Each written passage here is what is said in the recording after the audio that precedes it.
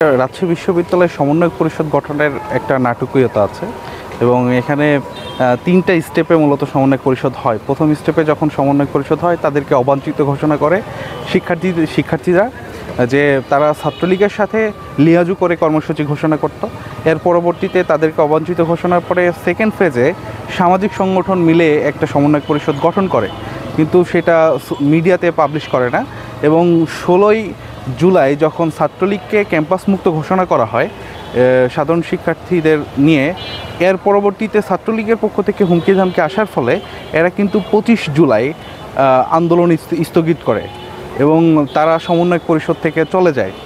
এর পরবর্তীতে ঢাকা থেকে যখন এই রাজশাহী আন্দোলনে একটা টালমাটাল অবস্থা, তখন কিন্তু আমি সরাসরি ঢাকার সাথে যোগাযোগ করি এবং এখানকার শিবিরের সেক্রেটারি যে এখন মুজাহিদ বাবু সহ এবং যারা এই আন্দোলনের সাথে ছিল তাদেরকে ফোন দিয়ে নতুন একটা সমন্বয় পরিষদ গঠন করি।